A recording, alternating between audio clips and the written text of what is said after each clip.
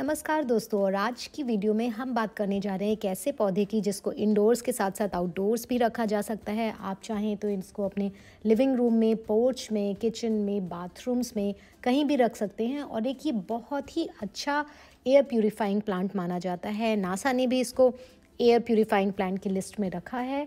तो care tips जो हैं वो बहुत ही सिंपल हैं। अगर कुछ बातों का हम ध्यान रखें तो इस पौधे को हम सालों साल अपने घर में खुशी से रख सकते हैं। वो हरा भरा रहेगा पूरे साल। तो चलिए मैं बात करती हूँ कुछ केयर टिप्स की।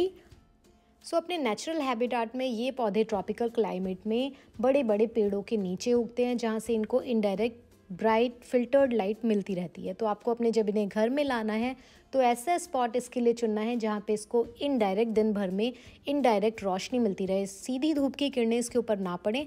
हालांकि अगर सुबह सुबह की छनती हुई धूप इसको मिलेगी तो वो इसके लिए अच्छा होता है, लेकिन दोपहर की तेज़ धूप से हमें इसको बचा के रखना है। जैसे कि आप देख सकते हैं, मैंने अपने पौधे को नॉर्थ फेसिंग विंडो के सामने रखा हुआ है। तो यहाँ इससे दिन भर इनडायरेक्ट ब्राइट लाइट मिलती रहती है और ये पौधा बहुत हरा भरा और खुश दिख रहा है। तो इसी तरह से आपको एक ऐसा स्पॉट चुनना है जहाँ पे इसको इनडायरेक्ट फिल्टर्ड दिन भर की रोशनी मिलती रहे, तो ये पौधा बहुत खुश रहता है। अब पानी की बात करते हैं। तो इसको कितना पानी देना है, कब देना है, कैसे पानी देना है, कुछ चीज़ों पे ये बातें डिपेंड करती हैं। जैसे कि मौसम कैसा है, आपने इसकी प्लेसमेंट किस जगह करी है। सर्दियों में इसको कम पानी देना होता है, गर्मियों में अधिक पानी की ज़रूरत पड़ती है। और हमें इस बात का भी ध्यान रखना है कि ज़रूरत से ज़्यादा पानी इसको नहीं देना है और बिल्कुल इसकी मिट्टी को सूखने भी नहीं देना है। तो इसकी मिट्टी में एक नमी बनी रहनी चाहिए। हमें हमेशा पानी देने से पहले सॉइल को चेक कर लेना है। एक तरीका ये होता है कि आप अपनी फिंगर से टेस्ट कर सकते हैं कि ऊपर की 1-2 इंच लेयर ड्राई हो जाए तो ही आपको पानी देना है। दूसरा तरीका जो मैं हमेशा फॉलो करती हूँ, आप अपनी बास्केट या प्लांटर जो भी है उसको उठा के देखिए। अगर वो हल्का फील हो रहा है तो इसका मतलब उसको पानी की ज़रूरत है, तो आप फर्न्स को पानी दे सकते हैं। साथ ही साथ ये ह्यूमिडिटी लविंग प्लांट है। इसको ह्यूमिडिटी बहुत ज़्यादा पसंद है। आप जितना मिस्टिंग करेंगे वो इसके लिए बहुत अच्छा होता है। आप हफ्ते में 2-3 बार आप इसकी मिस्टिंग कर सकते हैं।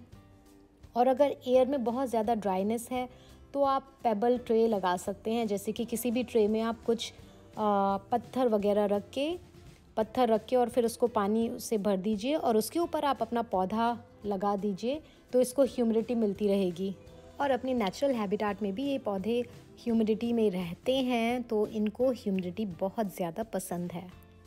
जिस तरह से किसी भी पौधे की ग्रोथ अच्छी पॉटिंग मिक्स पे डिपेंड करती है, उसी तरह से बॉस्टन फर्न्स के लिए भी एक अच्छी पॉटिंग मिक्स का होना बहुत ज़रूरी है।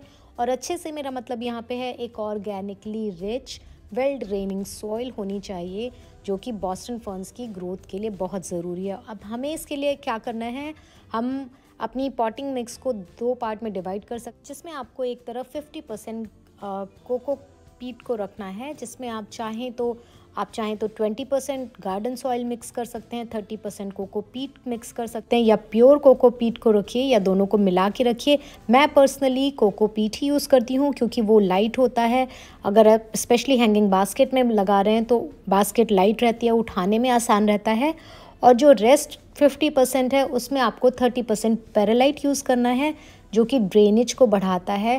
पेरालाइट अगर आप नहीं अवेलेबल है तो आप राइस हल्स यूज़ कर सकते हैं या फिर आप रिवर सैंड यूज़ कर सकते हैं। और 20% एक अच्छी क्वालिटी की, हाई क्वालिटी की कॉम्पोस्ट आपको यूज़ करनी है। तो इस तरह से आपकी पॉटिंग मिक्स तैयार हो जाएगी। रेशियो आप ऐसे ही रख सकते हैं, थोड़ा बहुत ऊपर नीचे भी होगा तो भी चलेगा, क्योंकि ये सारे ऑर्गेनिक मैटर हैं।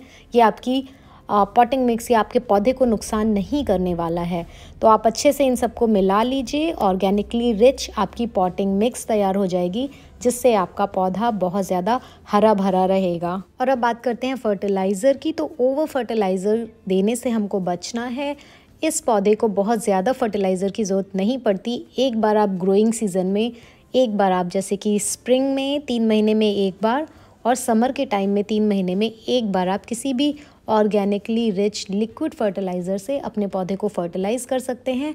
तो ये पौधा आपका पूरे उसको पोषक तत्व मिल जाते हैं। तो ओवर फर्टिलाइज हमें इस पौधे को नहीं करना है। तक टेम्परेचर की बात है तो इसको 18 से 30 डिग्री तक का टेम्परेचर में रहना पसंद है। बहुत अच्छे से ग्रो करता है ये पौधा और इसको एक्सट्रीम टेम्परेचर से बचा के रखना है, एक्सट्रीम ठंड, एक्सट्रीम गर्मी से बचा के रखना है। अगर आप जिस एरिया में रह रहे हैं वहाँ बहुत अधिक गर्मी है तो इसको एक ऐसे शेडी जगह पे रखिए जहाँ पे इसको थोड़ी बहुत ठंडक, नमी, शेड मिलती रहे। और अगर सर्दियों का मौसम है तो आप इसके लिए एक ऐसी जगह रखिए, घर के चाहे इंडोर रखिए, इसको ऐसे जगह पे रखिए जहाँ इसको ब्राइट लाइट मिलती रहे।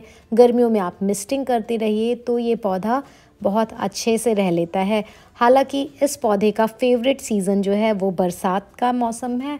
तो बारिश में क्योंकि जो हवा होती है उसमें नमी रहती है, ह्यूमिडिटी लेवल बहुत अच्छा रहता है, तो हमें ज़्यादा केयर करने की ज़रूरत नहीं होती। बहुत अच्छा समय इसके लिए बरसात का माना जाता है। हालांकि पूरे साल भर ये अगर थोड़ी बातों का हम ध्यान रखें तो ये पौधा अच्छे से रहता है।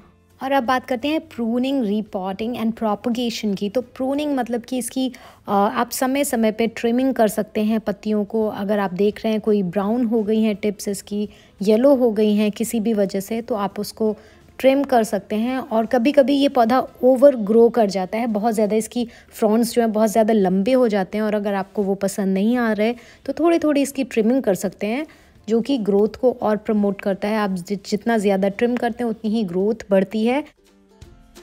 ये अपनी अपनी चॉइस पे डिपेंड करता है। मेरा भी पौधा ज़रूरत से ज़्यादा थोड़ा सा बड़ा हो गया था तो मैंने थोड़ा सा नीचे से इसको ट्रिम कर दिया था। सो फर्न्स को बेसिकली दो तरह से प्रोपगेट किया जा सकता है। एक तो इसके स्पोर्स जो होते हैं फ्रॉन्ट्स के साथ ही अटैच्ड होते हैं, वो एक रिप्रोडक्टिव स्ट्रक्चर इनका माना जाता है। उनको कलेक्ट करके आप इसको किसी पॉटिंग सॉइल में लगा सकते हैं तो आपका नया पौधा तैयार हो जाएगा। और एक दूसरा तरीका है वो ज़्यादा आसान है और ज़्यादा ईजियर है, सक्सेस रेट भी उसमें हाई है। तो आप अपने पौधे को जब भी रीपॉट करें तो रूट डिवीजन से आप दूसरा पौधा तैयार कर सकते हैं। अगर आपको ऐसा लगता है कि आपका पौधा बहुत ज़्यादा बुशियर हो गया है, अब ये बहुत बड़ा हो गया है, इसमें से 2 पौधे तैयार किए जा सकते हैं, तो आप उसकी रूट को आप इक्वली डिवाइड करके आप 2 पौधे या 4 पौधे भी बना सकते हैं। डिपेंड करेगा आपको कितना बुशी अपना पौधा चाहिए। तो इस तरह से आप प्रोपगेट कर सकते हैं। और रही बात रीपॉटिंग की, तो अगर आपका पौधा बहुत ज़रूरत से ज़्यादा बड़ा हो गया है, बहुत बुशियर हो गया है, उसके लिए स्पेस नहीं बचा आप कंटेनर में, तो आप किसी भी 1-2 इंच बड़े साइज़ के कंटेनर को लेके और उसमें नई fresh well draining potting soil के साथ आप अपने पौधे को रीपॉट कर सकते हैं। और आप देखेंगे कि जब आप रीपॉट करते हैं अपने पौधे को तो उसकी ग्रोथ बहुत ज़्यादा बढ़ जाती है, नई फ्रॉन्ट्स आने शुरू हो जाते हैं, नई पत्तियां आनी शुरू हो जाती हैं और पौधा बहुत ज़्यादा हरा भरा पहले के मुकाबले हो जाता है। और आप किसी भी तरह का पेस्ट अटैक जैसे कि मिलीबग्स, एफिड्स और आप स्केल्स, किसी भी तरह का पेस्ट अटैक अपने पौधे पर देखते हैं तो आप उसको इंसेक्टिसाइडल सोप यूज़ कर सकते हैं, या फिर घर में ही डिश सोप को डाइल्यूट करके पानी के साथ उसमें कुछ ड्रॉप्स आप नीम ऑयल की डालिए और फिर उस पर स्प्रे कर दीजिए, तो वो बहुत हेल्प करेगा। रेगुलर मिस्टिंग भी हेल्प करती है आपके पौधे को पेस्ट से बचाने में। और अगर आप कोई फ्रॉन्ड आप देख रहे हैं बहुत ज़्यादा डिजीज़्ड है तो आप उसको शुरू से ही बिल्कुल बॉटम से आप उसको कट कर सकते हैं।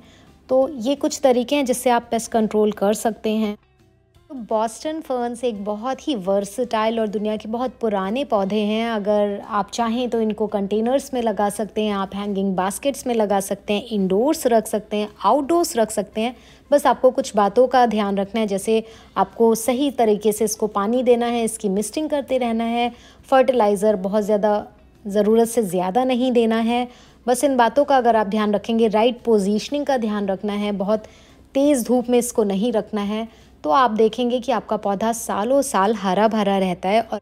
और अगर आपको ये वीडियो अच्छी लगी हो तो इसको एक लाइक दीजिए, मेरे चैनल को सब्सक्राइब कीजिए और ज़्यादा से ज़्यादा इस वीडियो को शेयर कीजिए।